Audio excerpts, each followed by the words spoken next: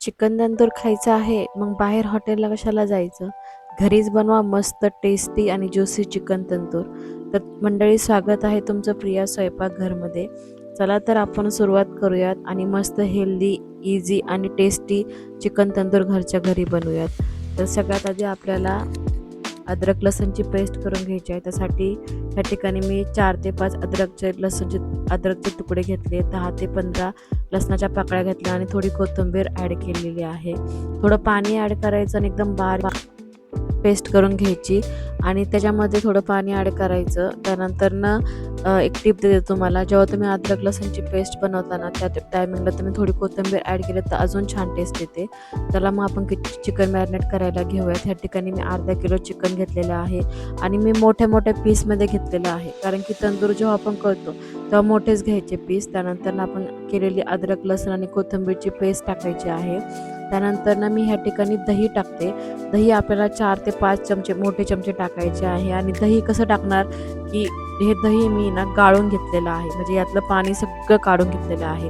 आणि त्यानंतर हे दही मी ह्याच्यामध्ये टाकलेलं आहे. जेव्हा आपण ते पाण्यासकट दही टाकतो ना, तर खूप पाणी पाणी पाणी पाणी होतं त्याला तंदूरला.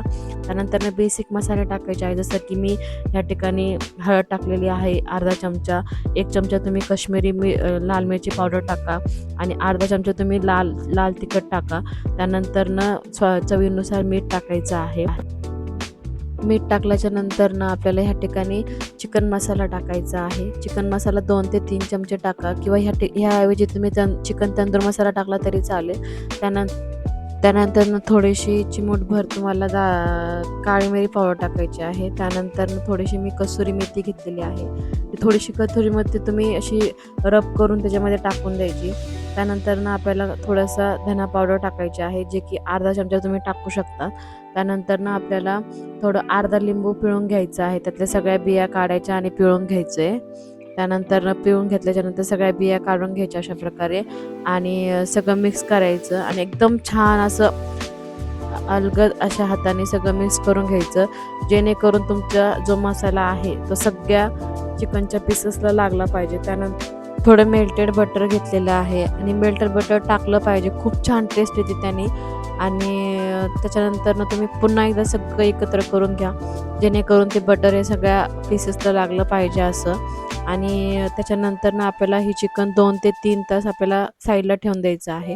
त्यानंतर मग आपल्याला, आणि तुम्ही जेवढं जास्त वेळ चिकन ठेवताना तेवढं जास्त ते ज्युसी चिकन होतं. तुम्ही जर 5 ते 6 तास चिकन मॅरिनेट करून ठेवलं ना, ते चिकन तंदूर इतकं ज्युसी होतं ना, खूप टेस्टी लागतं. त्यानंतर मी सगळे पीसेस असे काढून घेतलेले आहे आणि तंदूरच्या भांड्यावर ठेवून दिले. आणि त्याच्यानंतर थोडंसं मेल्टेड बटर सगळ्या पीसेसवर टाकून द्यायचं आहे. आणि इथे काळजी अशी घ्यायची की आपल्याला आहे ना, थोडंसं सगळ्या बाजूनी चिकन हे आपलं प्रॉपर झालं पाहिजे, प्रॉपर शिजलं पाहिजे, प्रॉपर असं त्याला तंदूरला असं लागलं पाहिजे. त्याच्यासाठी आपल्याला कंटिन्युअसमध्ये आपल्याला सगळ्या साईडनी हे चिकन फिरवत राहायचं आहे, अलटीपलटी करत राहायचं, जेणेकरून आपला जो चिकन आहे ते पूर्ण प्रकारे सगळ्या प्रकारे भाजून निघलं पाहिजे आणि कुठं पण कच्चं नाही राहिलं पाहिजे. हे कसं होतं माहिती आहे का, जेव्हा आपल्याला दिसतं समोरून की चिकन झालेलं आहे, पण ते आतपर्यंत शिजत नाही.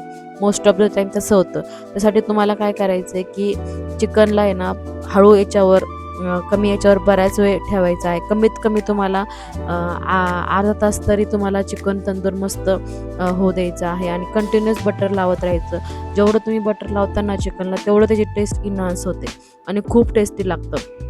आणि सगळे पीसेस आहे ना, तुम्हाला आतमध्येपर्यंत शिजेल अशा प्रकारे सगळे तंदूर भाजून घ्यायचे एकदम छान प्रकारे.